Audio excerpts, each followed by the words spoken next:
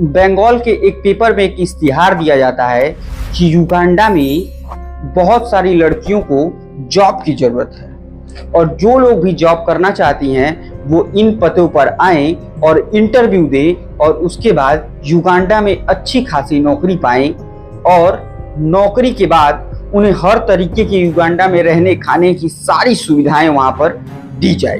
अब ऐसा इश्तिहार पढ़कर लड़कियां बिल्कुल तैयार हो जाती हैं और इंटरव्यू देने के लिए चली जाती हैं। तकरीबन 100 से 150 लड़कियों का इंटरव्यू लिया जाता है जिसमें 2 लड़कियों को सेलेक्ट किया जाता है और सेलेक्ट करने के बाद उन्हें भारत के बंगाल से युगांडा भेज दिया जाता है। अब ये लोग युगांडा जैसे ही पहुंचती हैं तो उन्हें बाकायदा रात के समय सजाया जाता है, पूरे अच्छे तरीके से तैयार किया जाता है और तैयार करने के बाद एक कमरे में बंद कर दिया जाता है।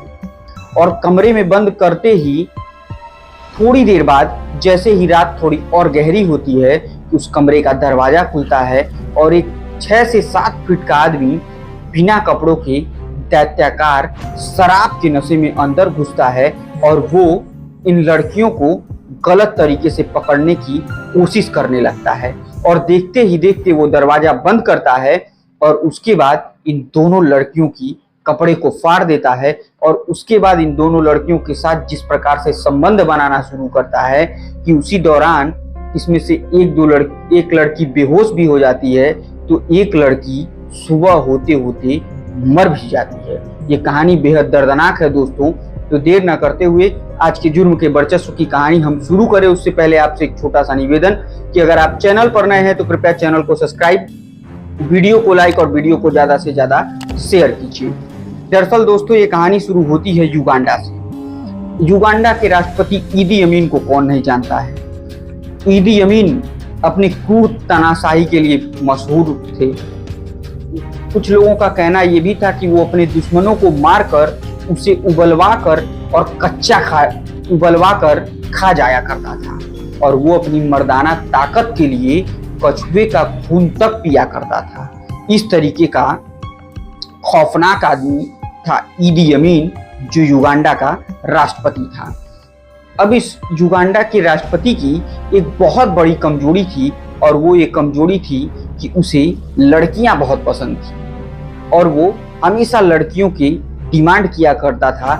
खास तौर से उसे भारत के बंगाल की तरफ की लड़कियां इतनी पसंद थी कि उसके लिए वो कुछ भी करने के लिए तैयार था, कोई भी कीमत अदा करने के लिए तैयार था, लेकिन उसे भारत के बंगाल की लड़कियां चाहिए होती हैं। इसी दौरान इन सब बातों के ही दौरान एक घटना घटती है। 17 अगस्त 1995 में भारतीय मूल की रहने वाली बंगाल की एक लड़की जिनका नाम होता है तान्या बनर्जी, और तान्या बनर्जी युगांडा की डॉक्यूमेंट्री बनाने के लिए भारत से युगांडा जाती है। लेकिन डॉक्यूमेंट्री बनाने से पहले वो युगांडा पहुंचती हैं, लेकिन वहां किसी देश की डॉक्यूमेंट्री बनाने से पहले वहां के सरकार से परमिशन लेना बहुत जरूरी होता है। अब जैसे ही तान्या पहुंचती हैं अपना रेफरेंस देती हैं और डॉक्यूमेंट्री बनाने की परमिशन मांगती हैं। परमिशन कुछ ही दिनों में उन्हें मिल जाता है और वो धीरे धीरे इस पूरे शहर को कवरेज करती हैं और डॉक्यूमेंट्री बनाना शुरू करती हैं। इसी दौरान उनको एक इंटरव्यू मिल जाता है जो वहीं का एक स्टेट है कंपाला सिटी के गवर्नर के साथ। कंपाला सिटी के गवर्नर का नाम मोरिस कुटुंबे होता है और मोरिस के साथ तान्या बनर्जी की मीटिंग फिक्स होती है। इंटरव्यू का डेट तय होता है और दोनों एक दूसरे के साथ इंटरव्यू देते देते काफी घुल मिल जाते हैं और दोनों की बातचीत अच्छे से चलने लगती है। उसी दौरान तान्या कहती है कि मैं यहाँ पर आई हूँ तो काश मुझे एक बार इंटरव्यू ईदी अमीन का अगर करने को मिल जाता तो अच्छा लगता। तो वो उनसे रिक्वेस्ट भी कर देती है कि आप एक बार बात करिए, हो सकता है आपके कहने से कोई उनका पीएस उनसे बात करे और बताए तो वो तैयार हो जाएं। क्योंकि तान्या बहुत बार रिक्वेस्ट करती है तो इस पर मोरिस कहते हैं चलो ठीक है मैं बात करता हूँ। अब तकरीबन 1 हफ्ते बाद मोरिस का कॉल आता है तान्या के पास कि आप आ जाओ और ईदी अमीन इंटरव्यू देने के लिए तैयार हो गए हैं। अब जैसे ही वो इन बातों को बताता है, तान्या की खुशी का ठिकाना नहीं रहता है। वो झूम उठती है और कहती है कि मेरा युगांडा आना सफल हो गया। अब मुझे ईदी अमीन से बढ़कर कौन सा इंटरव्यू लेना है, कौन सी डॉक्यूमेंट्री बनानी है, जो भी है, अब ईदी अमीन का इंटरव्यू किसी तरीके से मुझे किसी भी कीमत पर कवरेज करना है। और वो सीधे मॉरिस के पास पहुंचती है और एक डेट तय होता है, एक तारीख तय होती है और उसी तारीख पर ईदी अमीन का इंटरव्यू होने वाला रहता है और वो तारीख रहती है 1 नवंबर 1995। अब 1 नवंबर 1995 को अब इस दिन तान्या ईदी अमीन से मिलने के लिए जाती है तो पता चलता है कि ईदी अमीन ने इंटरव्यू का जो समय दे रखा है वो अपने घर पर दे रखा है। अब तान्या उसके घर पर जाती है और घर पर बैठकर इंतजार करने लगती है कि कब ईदी अमीन आएंगे और मैं उनका इंटरव्यू शुरू करूंगी, कि तभी एक गार्ड आता है और कुछ कहता है और शायद वो यही कहता है कि आप तैयार हो जाइए, सर आ रहे हैं। अब जैसे ही वो कह के जाता है, उसके तकरीबन 2 से 3 मिनटों के बाद एक काला सा व्यक्ति आता है और वो होते हैं ईदी अमीन, जो सामने बैठते हैं। और जैसे ही ईदी अमीन की नज़र तान्या के ऊपर पड़ती है, उसके तो मानो होशो हवास उड़ जाते हैं। वो देखते रहता है और पूरे इंटरव्यू में अगर वो किसी चीज़ पर फोकस रखता है तो वो सिर्फ और सिर्फ तान्या की खूबसूरती, तान्या की उन नसीली आंखों की पीछे दीवाना हो जाता है।